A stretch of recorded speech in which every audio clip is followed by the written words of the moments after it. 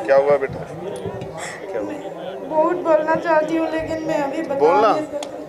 ये पानी देना। नहीं, पानी पी पी के बोल सरकार के खिलाफ। स्टेटस भी नहीं डालती क्योंकि पता चलेगा घर में। कल से मतलब कर रही हूँ क्योंकि मुझे ज्वाइनिंग चाहिए।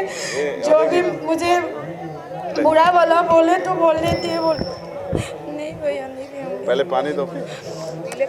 हमारा कहावत है, पानी पी पी के मारना। तो जो भी कहना पानी पी पी के ले। मेरी हिंदी इतना अच्छी भी नहीं है। सुनो, हमारी आवाज आ रही है। जो लोग हमारी छोटी बहन मोनोमी को सुनना चाहते हैं हाथ उठाएं दोनों।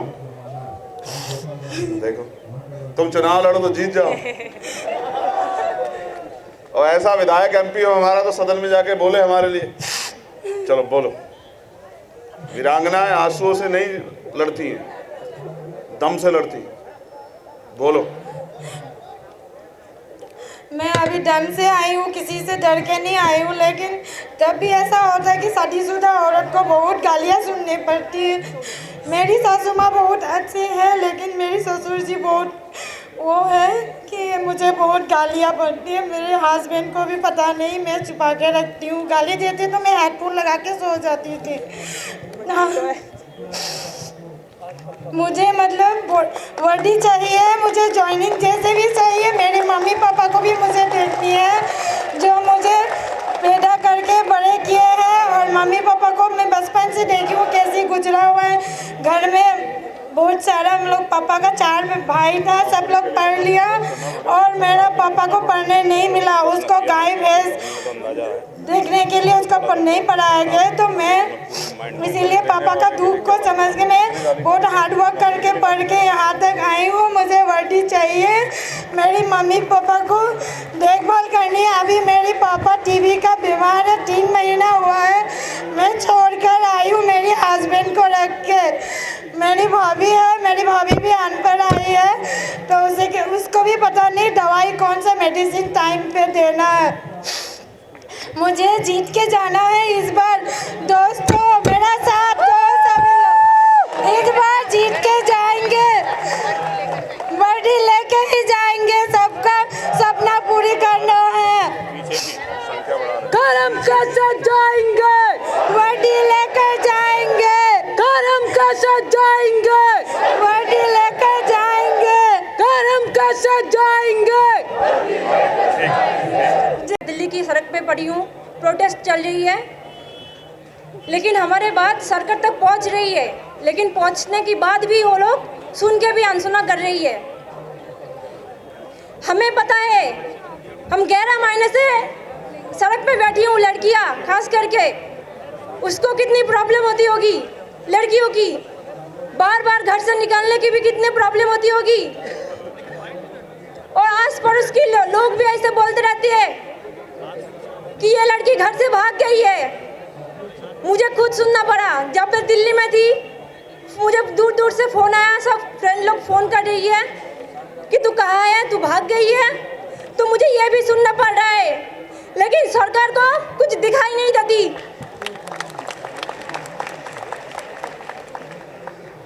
आसपास की पड़ोसियाँ उल्टा सीधा बोलते रहते, कब तक सुनेंगे हम, कब तक करेंगे ये, सड़क पे कब तक बैठेंगे। और गूंगी बहरी सरकार, तुम्हें चोखा दिखाई नहीं देता, धूल पड़ी गई है आंखों में। जो स्टूडेंट की दुख दर्द नहीं देखता। पिछले 11 महीने से दिल्ली की सड़क पे भटक रही हूँ। ना रहने की व्यवस्था है, ना खाने की व्यवस्था है। और हमारे साथ जो भाई है उनको तो ज़्यादा प्रॉब्लम है लड़कियों से। लड़कियों को तो मदद मिल जाता है, लेकिन हमारा जो भाई है उनको मदद नहीं मिलता। तो ये सरकार जुमलेबाज सरकार है। जब इलेक्शन आती है, हमें वोट डालो, हम नौकरी देंगे, 2 करोड़ रोजगार देंगे, लेकिन जब बारी आती है खत्म हो जाती है सब। जब इलेक्शन खत्म हो जाती है तब उनकी प्रचार भी खत्म हो जाती है, क्योंकि उनके कुर्सी मिल जाती है ना, इसलिए सब कुछ भूल जाती है। यहाँ पे जो भी है सब भी गरीब फैमिली से, कोई भी अच्छी फैमिली से नहीं है, सबकी फैमिली में प्रॉब्लम होती है। यहाँ पे आने जाने में कितनी तकलीफ होती है, और हमारे घर में पैसा है, कोई कमाने वाला भी नहीं है, तो हमें भी बहुत प्रॉब्लम होती है। लोगों की ताने सुनना पड़ती है, लोगों की बातें सुनना पड़ती है, बहुत कुछ सहना पड़ता है, लेकिन ये सरकार इनको कुछ सुनाई नहीं देता, ना दिखाई देता है। जुमलेबाज सरकार है।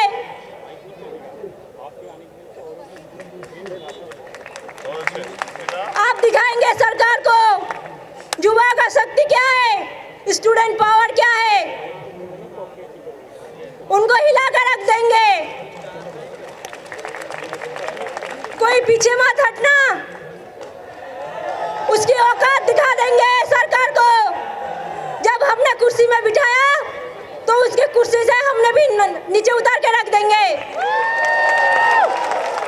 छोड़ने के लिए हम युवा ही काफी है। अगर इनको ये समझ नहीं आ रही है तो ये सत्ता बस छोड़ दे, क्योंकि ये देश की नारी बोल रही है। अब ये देश की नारी का पावर अभी नहीं देखे, इनके बच्चे नहीं है ना, इसलिए ये नहीं सुनते हैं।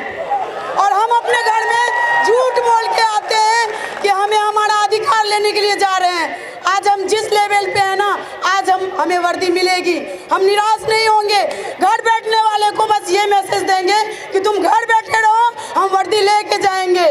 और ये सरकार से ये अनुरोध है कि ये जब दूसरी सरकार रहती है तो ये बोलते हैं कि इनके सरकार में ऐसे हो रहे हैं, ऐसे हो रहे हैं। जब 2011 में मिल सकती है तो हमें क्यों नहीं मिल सकती है? 2011 में आप उसको वर्दी दिला सकते हैं तो 2018 वाले को भी दिला दो। और आप यहाँ पे कह दो आके कि हम आपको आपका अधिकार देंगे, नहीं तो आपको इस सत्ता से उखाड़ के फेंक देंगे हम। नारी का शक्ति आप नहीं देखे हैं, अब आप SSC GD महिलाएं का शक्ति देखेंगे। और लास्ट में यही बोलेंगे, ये जिस्म मरना नहीं शहीदी चाहता है, ये जिस्म मरना नहीं शहीदी चाहता है, ये जिस्म वर्दी नहीं, ये जिस्म कपड़े नहीं वर्दी चाहता है। जय हिंद।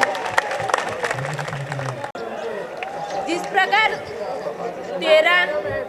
प्रकार 13 नवंबर 1919 को जालियनवाला बाग हत्याकांड चालू हुआ था, उसी दिन ऐसे ही पूरे पैक किया गया था। यानी कि इंग्रज सरकार की सत्ता है, वैसे अभी भी लग रही है अपनी सरकार होते हुए कि आज भी अपनी सरकार नहीं है, ये तो इंग्रज की सत्ता है ऐसा लग रहा है। जिस प्रकार मोदी बोलता है भाई और बहनों सुनो सुनो, तो क्या सुने हम, कितने दिन से सुन रहे हैं, कभी तो हमारी बात तो सुनो। कभी भी हमारी बात नहीं सुनते, कभी भी सुनाते हो तो अपनी सुनाते हैं, हमारी कौन सुनेगा। 11 महीने से हम यहाँ पर खड़े हैं, यानी रास्ते पर इधर उधर भटकते हैं। पिछली बार तो तबीयत भी खराब हुई थी मेरी, मैं तो बीमार पड़ गई थी, तभी भी सरकार को इतनी चिंता नहीं थी उनको कि क्या बोल रहे थे भाई बहनों। कितनी बार भाई बहनों बोलेंगे ये लोग। बोलते हैं बेटी बचाओ बेटी पढ़ाओ, आज बेटी देखो 6 महीने के लड़के को लेके यहाँ आ रही है। मोदी को शर्म नहीं आती क्या इस बात की? कैसे आएंगे, समझता नहीं मोदी को। इस बार तो इस सरकार को चुन के नहीं देने चाहिए तो नहीं देने चाहिए। युवा शक्ति सबसे एक के है,